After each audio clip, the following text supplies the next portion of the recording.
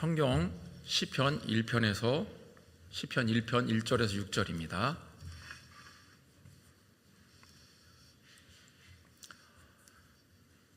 교독하시고 마지막 절은 합독하겠습니다. 복 있는 사람은 악인들의 꾀를 따르지 아니하며 죄인들의 길에 서지 아니하며 오만한 자들의 자리에 앉지 아니하고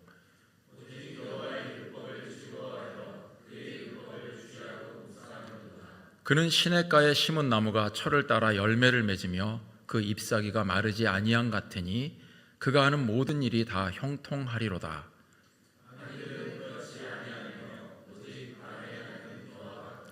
그러므로 악인들은 심판을 견디지 못하며 죄인들이 의인들의 모임에 들지 못하리로다. 함께합니다. 무릇 의인들의 길은 여호와께서 인정하시나 악인들의 길은 망하리로다. 아멘. 잠깐 소개해드리겠습니다. 우리 이창선 목사님이 오늘 1부, 2부 예배 잠깐 앉아 계십시오. 1부, 2부 예배 오늘 설교하시기로 하셨잖아요. 우리 이창선 목사님께서 이 GBCS에 오신 게 2017년입니다. 그리고 지금 이제 8년째 사역을 했고 이제 마무리를 합니다. 그래서 이번 1월 달까지만 사역을 하고 그리고 다음 사역을 준비합니다. 제가 아는 바로는 올해 말에 태국으로 선교사로 떠나려고 준비합니다. 그래서 여러분들의 많은 기도, 아이가 이제 지금 뱃속에 있는 아이 태어나면 그 아이가 이제 면역력이 어느 정도 생길 때까지만 있고 그리고 태국으로 가는 거기 때문에 여러분들이 그 자녀들의 건강 그리고 그곳에 가서도 잘 선교 사역을 할 수 있도록 기도를 부탁드리겠습니다. 오늘의 말씀은 복 있는 사람으로 말씀을 전하실 텐데요. 특별히 여기에 우리 예배 섬기는 헌신자들이 많아서 1부와 2부의 말씀을 달리하십니다. 그래서 잘 들어보시고 많은 은혜 받으시기 바라겠습니다. 나오실 때 힘찬 박수 부탁드리겠습니다.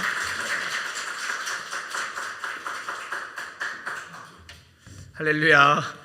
이렇게 자세하게 설명해 주실 줄은 생각을 못했네요. 네. 우리 스스로 축복하는 시간 갖도록 하겠습니다. 저를 따라 하실까요? 빛이 있으라 빛을 발하라. 시작.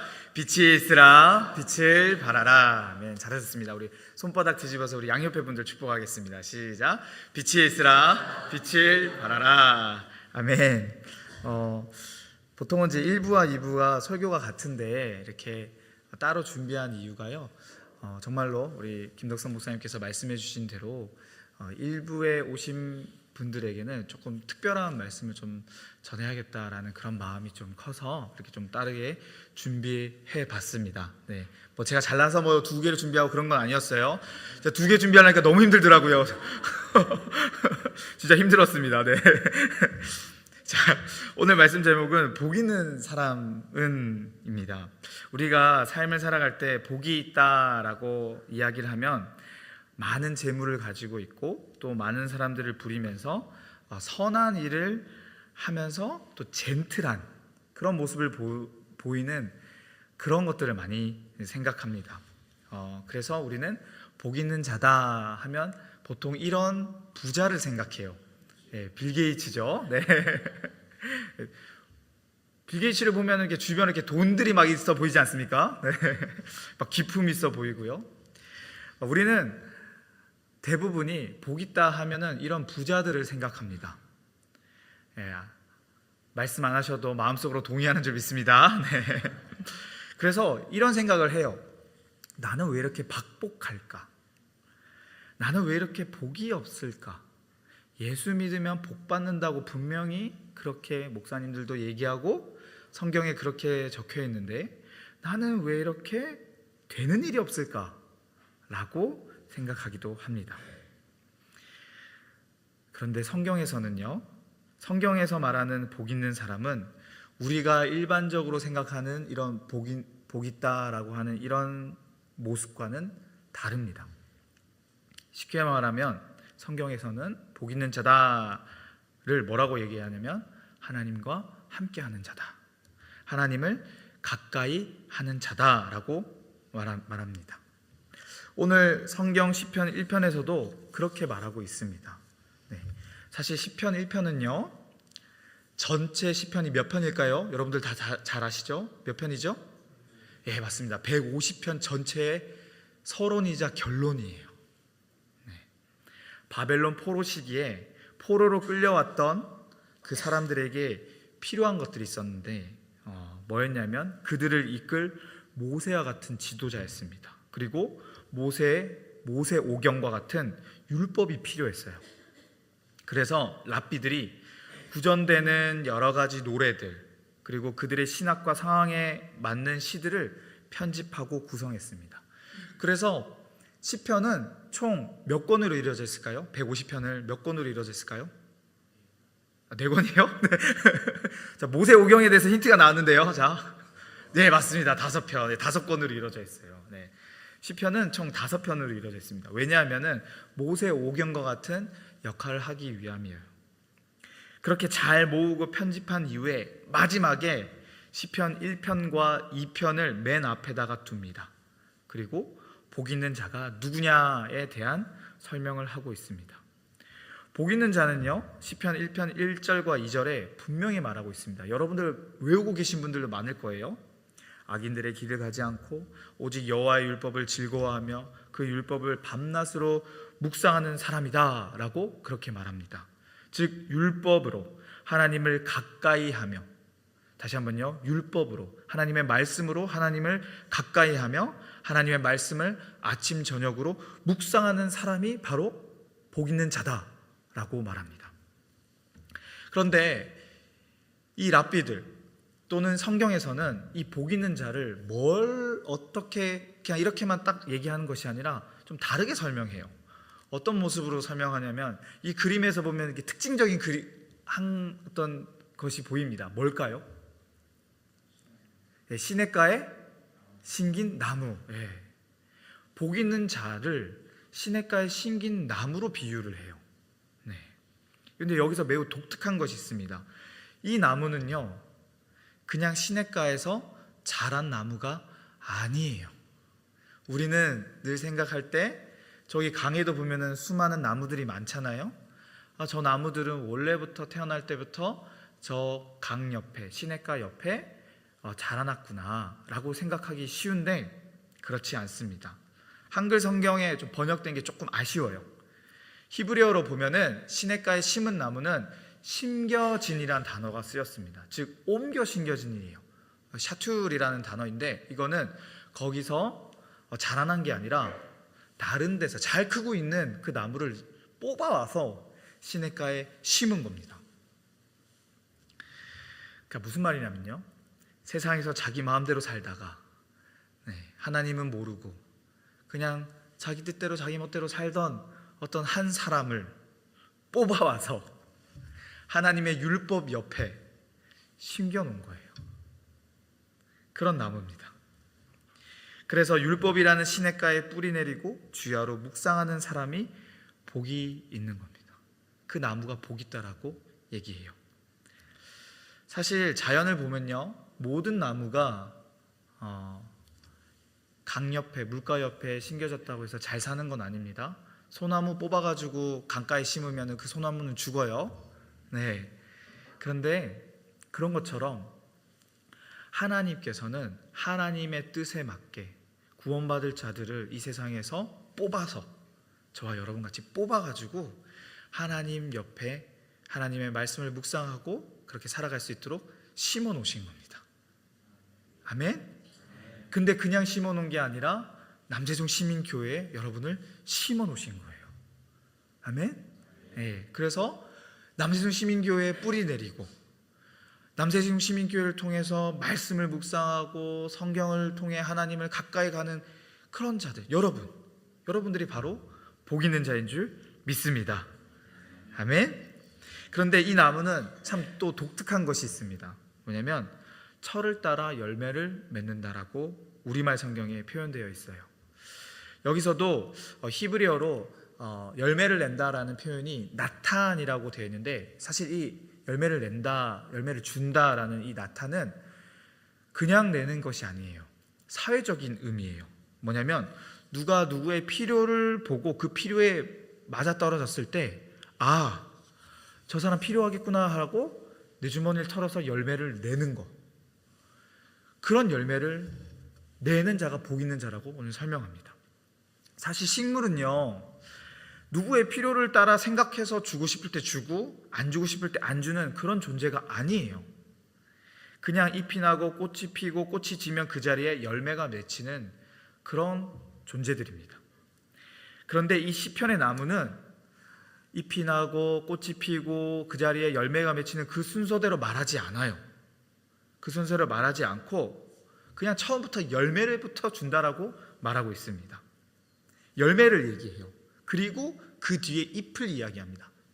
다시 한번 천천히 여러분들이 보시면은 알 수 있어요.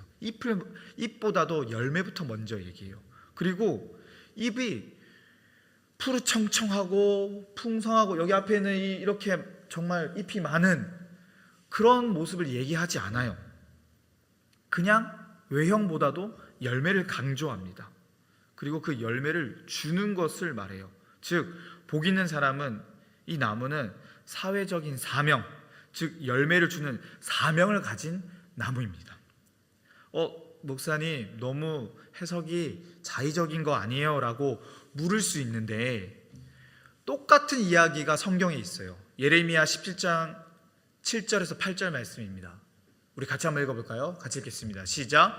그러나 무릇 여호와를 의지하며 여호와를 의뢰하는 그 사람은 복을 받을 것이라. 그는 물가에 심어진 나무가 그 뿌리를 강변에 뻗치고 더위가 올지라도 두려워하지 아니하며 그 잎이 청청하며 가무는 해에도 걱정이 없고 결실이 그치지 아니함 같으니라. 아멘. 예레미야서에도 동일한 이야기를 합니다. 복 있는 자가 이렇다라고 얘기하는데요. 예레미야서에는 이렇게 얘기해요. 나무는 잎을 내고 결실을 낸다라고 그 순서를 말합니다. 심지어 결실이 그치지 아니함 같으리라라고 여기에 쓰인 단어가 아까 우리가 시편 1편에서 봤던 나타내어주다가 아니라 아싸예요. 메아솥이라는 단어인데 원형은 아싸예요. 아싸는 생물학적 용어입니다. 아까 제가 말씀드렸죠? 꽃이 피고 그 꽃이 지고 난 그 자리에 열매가 맺히는 것, 그것이 그냥 아싸예요. 히브리어로 아싸입니다. 네, 아싸 이렇게 생각하시면 안 되고요. 아싸. 네. 그런데 시편 1편은 나탄을 써요. 분명한 목적인 겁니다. 복 있는 자는 분명히 내어줄 것이 있다, 내어주는 것이 사명인 자다를 강조하고 싶은 거예요. 다시 정리해서 비교하면 시편은 나무가 열매를 나타낸다, 그렇게 내어준다고 하고 있고, 예레미야서는 나무가 아싸 그냥 결실이 맺힌다 라고 표현하고 있습니다. 이것은 시편 150편을 편집한 그 무리들이 있을 거예요. 그 랍비들이 있을 겁니다. 어떻게 하면 하나님의 말씀 율법을 강조할까, 그래서 자손들에게 이 신앙을 전달할까 라고 고민했던 그들이 이렇게 적은 거겠죠. 이 시편 1편을 맨 앞에 두면서 복 있는 자의 모습은 이렇다라고 강하게 강조하고 싶은 것이 있다는 겁니다. 그것은 복 있는 자는 세상에 어떻게 살았어도 하나님께서 특별하게 구별하셔서 하나님의 율법의 그 시냇가에 옮겨 심겨져 그 율법의 말씀에 뿌리를 내리고 사회적으로 그리고 교회적으로 가정에 그 열매를 주는 사명을 가진 자라고 그렇게 말하는 것입니다. 외형이 푸르청청하지 않아도 괜찮아요. 이파리가 얼마 없어도 괜찮아요. 멋지지 않아도 괜찮습니다. 부자가 아니어도, 아까 빌 게이츠처럼 그런 모습이 아니어도 괜찮습니다. 열매를 내어주는 것이 가장 중요한 것이에요. 그것을 어떻게 알 수 있느냐? 3절 뒷부분에 보면은 좀 더 정확하게 알 수 있습니다. 3절에 보면 3절 좀 띄워주실 수 있을까요? 네, 3절 좀 띄워주시면 감사하겠습니다. 우리 3절 같이 한번 읽겠습니다. 시작. 그는 시냇가에 심은 나무가 철을 따라 열매를 맺으며 그 잎사귀가 마르지 아니함 같으니 그가 하는 모든 일이 다 형통하리로다.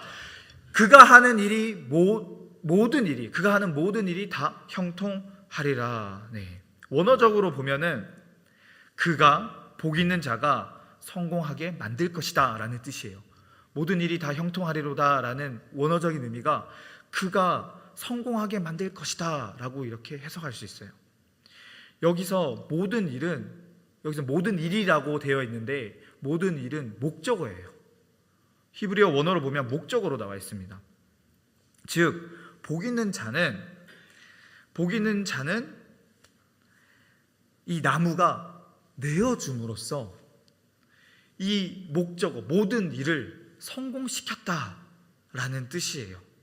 다시 한번요. 옮겨 심겨진 나무의 그 목적, 옮겨 심겨진 나무의 목적이 있을 거 아니에요. 특별한 목적을 갖고 그 시냇가 옆에 옮겨 심겨졌을 거 아니에요. 그 목적이 성공했다라는 뜻입니다. 사랑하는 여러분, 우리가 예수님을 모르던 그 시절에 살다가 이렇게 옮겨져서 이 교회에 뿌리 내려서 열매를 낸다는 것은 하나님이 우리의 삶의 목적을 이루셨다고, 그리고 그 목적이, 그 모든 일이 성공했다라는 것을 오늘 본문에선 우리가 알 수가 있습니다. 이어서 4절을 보면은 비교하는 대상이 있습니다. 그런데 악인들은 그렇지 않다. 바람에 나는 겨와 같다. 즉 복 있는 자의 그 열매와 비교해서 악인들은 그렇지 않대요. 복 있는 자는 열매를 내어주는데 악인들은 뭘 준다고 합니까? 여기서 4절에 바람에 나는 겨를 준대요. 겨. 악인들은 열매가 없습니다. 내용이 없습니다. 인생의 목적이 없어요. 하나님의 말씀에 뿌리를 두고 있지 않으니 그가 하는 행위는 우리가 볼 때는 성공하는 것처럼 보인다 할지라도 바람에, 세상의 풍파에 쓸려다니고 결국에는 사회적으로 하나님 앞에 또 교회적으로 가정에 내야 될 열매를 내지 못하고 뭘 준다고 하냐면 겨를 낸다라고 이렇게 비교하고 있습니다. 5절을 한번 볼까요? 5절. 이들은 심판을 견디지 못한다라고 말해요. 그런데 원어적으로 보면은 심판을 견디지 못한다라는 이 의미는 뭐냐면 원어적으로 법정에도 서지 못한다는 뜻입니다. 그러니까 무슨 말이냐면 시시비비를 가릴 수 있는 재판 법정의 기회조차도 얻지 못한다라고 말해요. 그런 기회 자체도 허락되지 않는다라는 뜻입니다. 그리고 이 5절과 6절에 다시 이 의인과 이 악인을 비교하면서 이 1절에 복 있는 자, 아시레의 이 복 있는 자를 한 단계 격상시키는데 뭐라고 얘기냐면은 여기 의인들, 짜디킴이라고 표현하며 이 의로운 사람의 의인이라고 표현해요. 복 있는 자를 바로 의인, 짜디킴이라고 표현합니다. 다시 한번 또 정리해 드릴게요. 하나님의 율법을 묵상하고 옮겨 심겨져 외형적으로는 파리할지라도 열매를 내어준 자들을 시편 1편에서는 의로운 사람이라고, 복 있는 자를 넘어서서 의로운 사람이라고 말하고 있습니다. 그를 여호와께서 인정하시고 용납하시고 다 받아주신다라고 오늘 말씀에는 말하고 있습니다. 그런데 그렇지 않은 자, 악인들은 망한다라고 6절에서 얘기하고 있는데요. 여기서 망한다는 토베드, 자동사예요. 그러니까 알아서 망한다는 뜻입니다. 하나님이 망하게 하지, 그게 아니라 악인들의 길은 알아서 망한대요. 하나님이 거들떠 보시지 않아도 가만둬도 알아서 망한다는 의미입니다. 즉 정리하면요, 시편 1편은 의인이 있고 악인이 있다라고 분명하게 구별되어 있습니다. 이 의인은 세상에 살던 수많은 악인들과 함께 하다가 그 자리에서 뽑혀져서 하나님의 율법, 교회, 거기에 심겨진 자들이라고 그렇게 말합니다. 이 둘의 삶은 분명히 다르다라고 성경에서는 말하고 있습니다. 그리고 이 의인들의 삶이 바리하고 어려워도, 보이는 외형은 별로여도 어떻게든 하나님 앞에 열매를 내는 자들, 그런 자들이 복 있는 자, 의인의 삶이라고 그렇게 설명하고 있습니다. 악인들은 반대로 흩날리는 겨처럼 가만둬도 망하는 그러한 삶이라고 이렇게 말하고 있죠. 시편은 이렇게 사람을 두 부류로 나누고 있습니다. 그리고 우리에게 말하고 있어요. 사랑하는 우리 남세종 시민교회 가족 여러분, 여러분들은 어떠한 인생을 살아가고 계십니까? 성경에서는 분명히 말하고 있습니다. 복이 있는 자, 의로운 자는 열매를 내어주는 자다. 사실 우리에게 열매를 만들어 주시는 분은 성령님이세요.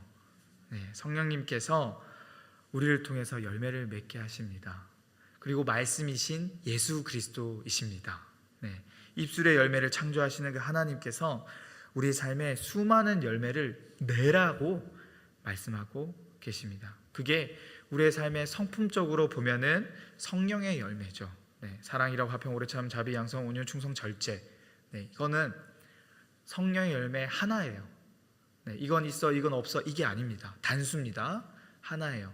어떨 때는 절제의 맛을 내고 어떨 때는 양선의 맛을 내고 어떨 때는 희락의 모습을 보이는 이것이 성령의 열매인데요. 예수님을 믿는 자는 우리는 그러한 삶의 열매를 내보여야 되는 것입니다. 그것이 단순히 성품적인 것뿐만이 아니에요. 물질적인 것과 시간적인 것도 다 포함됩니다. 여러분들, 물질은 어떤 능력이라고 생각하기보다는, 맞습니다, 능력은 맞지만 물질은 하나님이 주신 은사예요. 네, 물질은 은사입니다. 그러니까 은사를 어떤 사람에게 하나님이 많이 부어주시는 것 뿐이에요. 그러면 그 은사를 통해서 해야 될 건 뭐냐면 하나님을 사랑하고 이웃을 사랑하는데 써야 되는 겁니다. 그게 복 있는 사람 시편 1편에 나오는 의인의 모습인 거예요. 내어줘야 되는 겁니다. 시간도 마찬가지입니다. 하나님이 내놔라 하면 줘야 되는 거예요. 그렇지 않습니까? 여기 계신 일부 예배에 참석하신 여러분들, 그렇게 섬기려고 내어주려고 오신 거지 않습니까? 네, 한 분 아멘 하셨는데요. 다시 한번 여쭤볼게요. 여러분들, 하나님이 너희 시간 내어놔라 해서 이 자리에 오신 줄 믿습니다? 네, 아멘. 그래서 여러분들이 시편 1편에 말한 복 있는 사람이에요. 그리고 여러분들이 시편 1편이 나온 의로운 의인입니다. 아멘. 그렇게 하나님께 내어줘야 이 땅에서 짓밟히지 않는 그런 소금의 맛을 내는 자들입니다. 그렇게 살아갈 수가 있어요. 소금이 맛을 잃으면 땅이 밟힙니다. 네, 정말 여러분들 소금같이 살아가시는 그 모습이 정말 도전이 되고 또 은혜가 됩니다. 시냇가에 심겨진 나무가 열매를 내어주는 그러한 삶을 살아가고 계신 줄 믿습니다. 아멘. 저는요, 개인적으로 나는 예수 믿고 내 인생은 왜 이러나 이런 생각을 정말 많이 했어요. 정말이에요. 적어도 복 있는 자는 어느 정도 물질도 있고 사는데 불편함이 좀 없어야 되지 않나? 라는 생각을 했습니다. 저만 그런가요? 저 진짜 많이 그렇게 생각했어요. 하나님 왜 이러세요? 이러면서요. 예수 믿는다고. 저 성경 진짜 많이 읽었거든요. 분명히 그러잖아요. 복 있는 자는 밤낮으로 주야로 묵상하고 읽고 또 읽고 생각하고. 하나님 전능하신데 이 정도 묵상하고 생각하고 고민하고 이러면은 자기 자녀가 가난하게 사는 게 좋은가? 가난하게 사는 게 좋으세요? 좀 넉넉하게 베풀어 주시면 안 됩니까? 라고 이렇게 기도할 때가 있었어요. 네. 그리고 나는 늘 나눠주는 삶을 살아가는데 이제는 좀 주셔야 될 때 아닌가? 하면서 우리 주님은 없는데 또 가져가시더라고요. 이런 일도 있었습니다. 제가 신대원 다닐 때 통장이 한 26,000원 있었는데 교회를 가는데 교회 앞에 거지가 앉아 계신 거예요. 그래서 마음에 좀 동이 되어서 같이 슈퍼를 갔거든요. 그래서 그냥 간단하게 좀 사주려고 그랬는데 필요한 거 있으면 사세요 했는데 그분이 슈퍼타이도 가져오시고 섬유유연제도 가져오시고 그래서 너무 많이 가져오셔서 이거 결제가 될라나? 왜냐면 그때 체크카드밖에 없어가지고요. 결제가 될라나 했는데 결제하니까 10원짜리까지 딱 맞춰서 딱 영혼을 만드시는 하나님. 네. 그렇게 가져가시더라고요. 좀 이렇게 가져가시면 좀 부어주셔야 되는 거 아닌가 생각했는데 그거는 진짜 복 있는 자의 삶이 성경에서 무엇을 말하는지를 모르기 때문에 제가 그렇게 생각했던 것 같아요. 네, 혹시 여러분들 중에서도 그러신 분이 계시다면 오늘 예수님과 사도 바울도 동일하게 하신 말씀을 기억했으면 좋겠습니다. 사도행전 20장 35절입니다. 우리 같이 함께 읽겠습니다. 시작. 주께서 말씀하신 바 주는 것이 받는 것보다 복이 있다 하심을 기억하여 할지니라. 아멘. 네. 2025년 12월 11일자 신문입니다. 네. 이분이 딱 성경에 맞는 복 있는 사람의 모습인 것 같아요. 뭐냐면 기초 생애 급여를 받으면서 월 20만 원짜리 단칸방에 사시는데 목, 허리, 무릎 통증이 심해서 거동조차 불편하신 분이셨어요. 그런데 깡통 모아서 그 헌옷 모아서 팔아서 2억을 내어 주시더라고요. 네. 그 다음 날 신문에는 전도사님이셨는데 남편 목사님이 소천하시고 고아원을 운영하면서 자신의 모든 사재와 삶을 이렇게 내어주신 분. 우리는요, 복 있는 자가 세상에서 강하고 능력이 뛰어나며 엄청난 부를 누리는 그런 것으로 생각하기 쉽습니다. 그래서 그것 자체가 목적이 되어버리기도 해요. 그런데 성경은 그렇게 말하고 있지 않습니다. 부와 권능과 귀천이 다 주께 있더라. 네.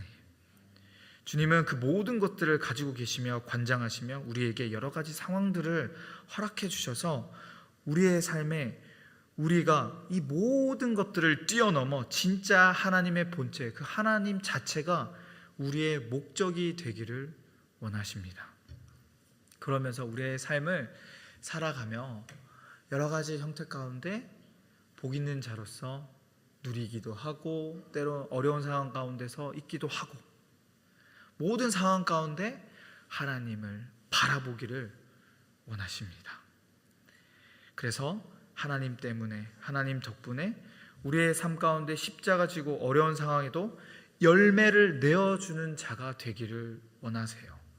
그런 믿음이 성장한 자가 되기를 원하십니다. 그럼 진짜 복받은 자가 되기를 원하십니다. 그러한 자를 하나님께서는 영원토록 받아주신다고 오늘 말씀하고 계십니다. 그리고 그러한 자를 세우시고 신원하시며 하나님이 진짜 하나님 되심을 그 인생을 통해 나타내기를 원하십니다. 사랑하는 여러분, 저는요 2017년도부터 세종에 와서 세종 시민 채플 시절부터 우리 교회가 성장하는 것을 제가 봤습니다.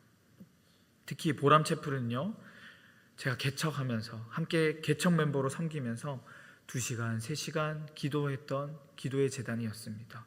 함께 기도의 재단을 쌓아주셨던 우리 한재현 사모님 그리고 김지란 권사님께 너무나 감사드려요. 제가 기도 못하고 가도 바빠가고 기도 못하고 가도 그 자리를 지키며 어떻게든 3시간을 채워서 기도하셨거든요. 너무너무 감사드립니다.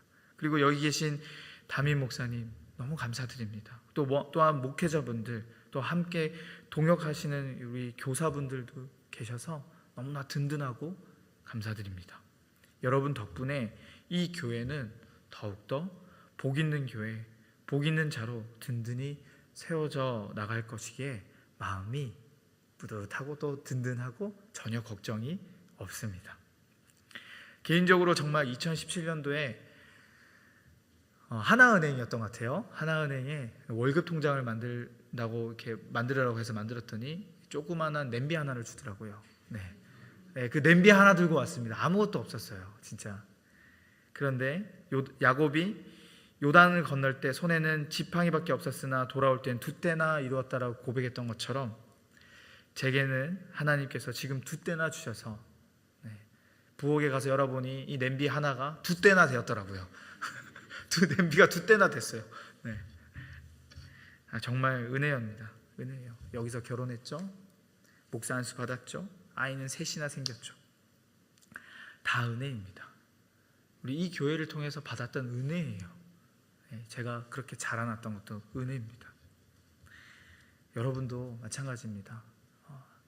하나님이 분명히 때가 되면 어떤 때가 되면 인도하신 가운데 있을 거예요. 그런데 그 전까지는 옮기지 마십시오. 아멘? 옮기지 마세요. 저도요 1년차 때 여기는 교회도 아니고 뭐 성교 공동체 같기도 한데 뭐 학원도 뭐 직장 같기도 하고 좀 희한하다 하고 제가 저희 엄마한테 그랬어요. 엄마 나 여기 1년만 하고 나 딴 데 갈 거예요. 제가 진짜 그렇게 얘기했습니다. 김덕선 목사님도 제가 제 마음을 알아요. 제가 딴 데 가야지 형. 여기는 좀 교회 같은데 좀 신기해요. 뭔가 특별한 것 같은데 나중에 알았어요. 특별한 사명이 있기 때문에 그런 거더라고요. 네. 그런 마음이 있었으나 하나님은 그때마다 기도할 때마다 아니야. 너 여기 이 자리에 있어. 머물러 있어. 머물러 있어. 그 머물러 있었더니 주님이 정말 풍성한 은혜들로 채워주셨어요. 네. 그러니까 머무시고 주님이 주시는 놀라운 은혜를 다 누리시길 바랍니다.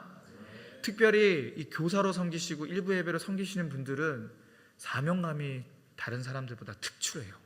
그렇기 때문에 주님이 특별히 보시고 염두에 두시고 예비하신 놀라운 은혜들이 있습니다. 그 은혜들을 다 누리시길 주님의 이름으로 축복합니다.